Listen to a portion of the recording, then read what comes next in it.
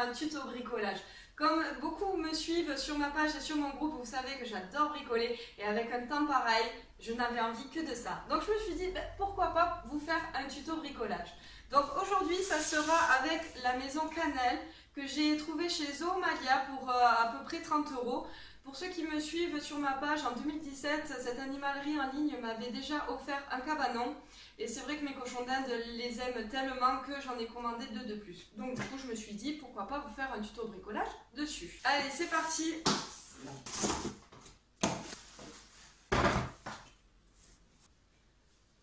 Pour ma part, je prends une visseuse car je suis à l'aise avec, vu que je bricole beaucoup. Mais sinon, je vous conseille plutôt de prendre un tournevis parce qu'il ne faut pas trop forcer, sinon vous allez casser le bois en vissant trop fort. Dans le bac, vous avez aussi des petites vis et des grandes vis. Ce sera les grandes vis pour visser les côtés.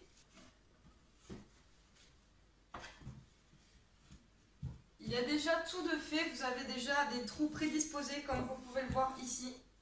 Donc c'est pas compliqué vraiment pour mettre les vis, tout a été pensé pour vous simplifier la vie. Donc on met, pour ceux qui utiliseraient la visseuse, en force la plus légère, pour pas forcer sur le bois, parce que comme je l'ai dit, si vous forcez dessus, vous allez le casser. Un coup à gauche, un coup à droite. Ça permet en fait d'équilibrer.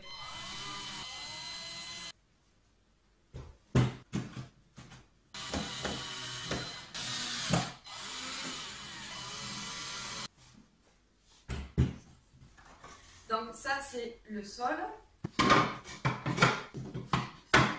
Le sol ne se visse pas. Pour la toiture, vous la mettez bien d'équerre, que ça soit bien droit de partout.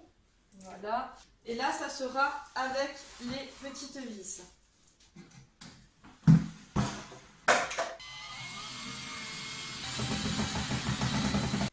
On vérifie que ça soit bien droit, que ça se pose bien. Ce qui est le cas pour ma part. Et après, on finit de sécuriser en mettant toutes les petites vis.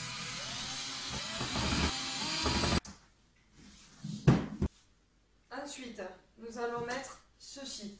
Cela va permettre que la toiture tienne toute seule en fait. Toujours avec les petites vis. Vous ne pouvez pas vous tromper de sens parce que ceci va se poser là. Et cette plaque embutée ici. Donc vous ne pouvez pas vous tromper sur le sens. Alors pour vous aider, ce que je vous conseille, c'est de pencher la cabane comme je fais moi. Ensuite de mettre d'abord la petite vis. Il y a déjà des petites embauches, donc là aussi vous ne pouvez pas vous tromper. Tout a vraiment été conçu pour faciliter les choses. Une de mise. Là ça tient déjà tout seul. Il ne vous reste plus qu'à mettre la deuxième. Et voilà! On appuie sur l'articulation pour la plier doucement, comme ceci. Et voilà, vous avez une maison qui est déjà montée. J'ai mis combien de temps? Allez, 5 minutes. C'est vraiment pas long, même si vous n'êtes pas un as du bricolage, vous allez y arriver facilement. Tout a été conçu pour vous faciliter la vie. Voilà! Donc maintenant, partie 2, je vais vous apprendre comment rétrécir une entrée. Parce qu'en fait, le problème que j'ai, c'est que les miens vivent dehors. Et donc là, j'ai les chats qui vont y rentrer aussi. Et les chats adorent aller dans les petites maisons de cochons d'Inde. Hop, voilà Nobi. Donc du coup, je vais rétrécir l'entrée pour éviter que les cochons d'Inde se fassent embêter par les chats. Normalement, il n'y a pas de risque, mais ils ont besoin d'avoir des cabanes à sécuriser pour toujours se mettre à l'abri, même si ce sont vos animaux. Moi, les chats et le chien vivent constamment avec les cochons d'Inde, mais les cochons d'Inde ont besoin d'avoir des maisons sécurisées. Donc, je vais rétrécir l'entrée. Comment est-ce qu'on fait? Pour rétrécir l'entrée, il vous faut une planche que j'ai trouvée dans un magasin de bricolage. Je l'ai pris en bois de peuplier parce que j'avais le choix avec du sapin et plein d'autres bois. J'ai choisi du peuplier, mais vous pouvez choisir autre chose. Tout ce qu'il vous faut savoir, c'est qu'il faut qu'il soit fin. C'est la principale qualité. Ensuite, il vous suffit de prendre les dimensions en largeur et en hauteur, de les appliquer sur votre planche, de la découper forcément, et ensuite de faire un trou à la scie cloche. Moi j'ai fait un trou habituel, donc de mémoire c'est du 8,5 de diamètre. Et pour des cochons d'Inde moyens, ça passe. Si vous avez des gros lards au-dessus de 1,3 kg, prenez le modèle au-dessus. Moi, c'est vrai que les miens vivent toujours dehors, donc ils sont à 1,2 kg, 1,3 kg grand max, et 1,3 kg, ils commencent à galérer à rentrer. Ma planche, elle a été découpée. Cela a été fait à la scie cloche. Je l'ai fait hier soir avec mon ami Rémi, comme vous pouvez voir avec la vidéo ici. Ça va être mis dans ce sens-là, en fait.